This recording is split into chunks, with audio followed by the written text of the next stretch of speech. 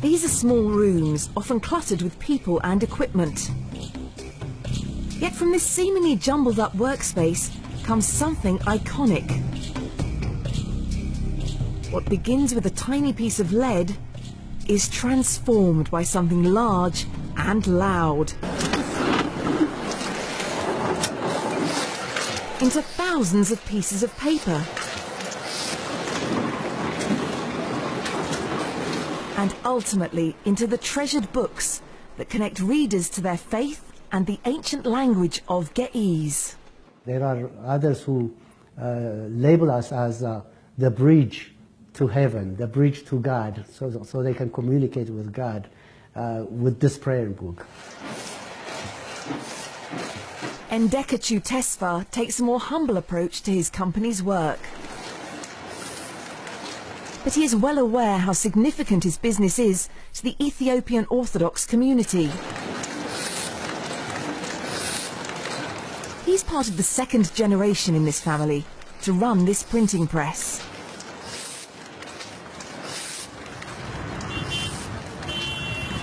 And the street vendors and store owners who sell his books in Addis Ababa say demand far outweighs the number of prayer books he's able to produce. With the Orthodox Church, we are very close relation.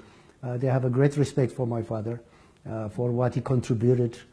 His father was Tesfa Gebra Selassie, a man celebrated by many in Ethiopia for bringing ancient Ge'ez writings to the general public. My father started out with this. This is the Ethiopian alphabet.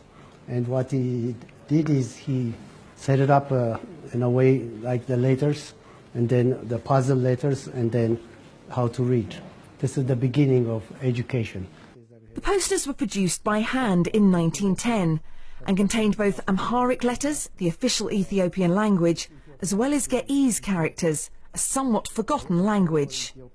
The posters were so popular, Tesfa needed a way to produce more to keep up with demand. He purchased a small hand operating machine and produced by the thousands and distributed all over Ethiopia. Demand was especially high from Ethiopian Orthodox church members, many of whom could not read their prayer books. These books, as I explained earlier, used to be produced only on Ge'ez because our forefathers wrote them in Ge'ez. Gebra Selassie went to monasteries, collected books written in Ge'ez and translated them into Amharic. If you don't know Ge'ez, you're just saying it, you're praying it, but you don't know what you're asking. But once it's translated, then it's understood that what are you asking for God to do for you.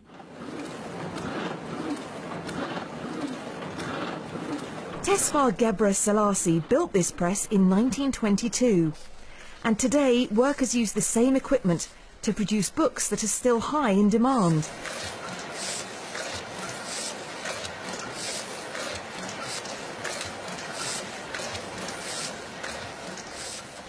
We have the keyboard here. The process begins in this small room, where a worker types into a keyboard which punches holes into a blue piece of paper. This holes tells the caster machine what letter to create. The way it works is it takes like 2 hours to warm it up, because you have to melt this lead. And the lead is melted. Once it's melted, it creates the letters and put them in order here. Once each letter is created, workers arrange them into words and sentences on a single page, using a paper copy to make sure the order is correct. From there, each page is placed in a case.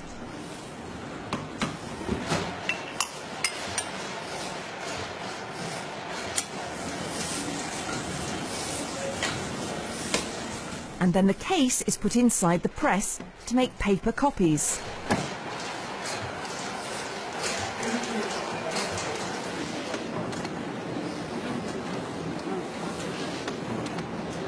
The printing process is long.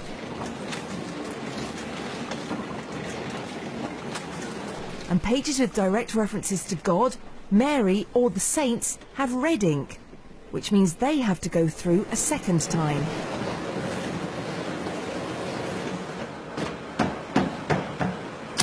The company also has a more modern film press, which produces 4 times as many pages. The later press is about 5,000 a day. This one is up to 20,000 a day. So there is a big difference in quantity. Tesfa says his customers prefer the quality of the old-fashioned press and the indentations it leaves in the paper. However, times are changing, and while the press has survived, Tesfa says this building is falling apart and needs to be torn down. He plans on moving the company to a new building with more modern machines, capable of producing more books. He hopes to save some of the old machines and create a museum because of their cultural significance. But going forward, many of the ancient books will be produced in a more modern way. We are not going to abandon the old traditional way of doing the books. We're going to provide both. Now after printing, it comes to this and then other places that they fold each page accordingly. The books produced here range from 30 pages to 500 pages, all arranged by hand. She does it in reverse, from the last page to the first page. And then once she put it together, this is one book. The books are then brought here to be sewn together. The reason why we use thread is because this particular book is used frequently, like 3 times a day. So they use the durability. It needs to be strong so it will last longer. Glue is then added to the spine to make it even stronger. And it's time for the cover, which is made from cardboard. She grabs one of each, put the glue on, as you can see. She makes sure it's aligned. Grab her glue, and then carefully she does that front part, and now she does the back part. The long process includes one last step. This ladies here, they make sure that each page is in place, there is no defects in, and once they complete that, that's when we take it out. Depending on how long they are, the books range in price from a few dollars to $34. To this day, we have over 300 different books of Ethiopian Orthodox Church believers' prayer books in different kind, in both Ge'ez and Amharic. Those prayer books make up about 90% of the books his company produces. And his workforce, which includes 75 permanent employees, all Ethiopian Orthodox believers, take tremendous pride in the kind of books they make. Each one of them feel ownership of this organization. It's not a place where they just come and earn their living, but it's also their bread and butter, their life, their air to breathe. They take satisfaction in using a nearly 100-year-old process to preserve a language more than 2,000 years old.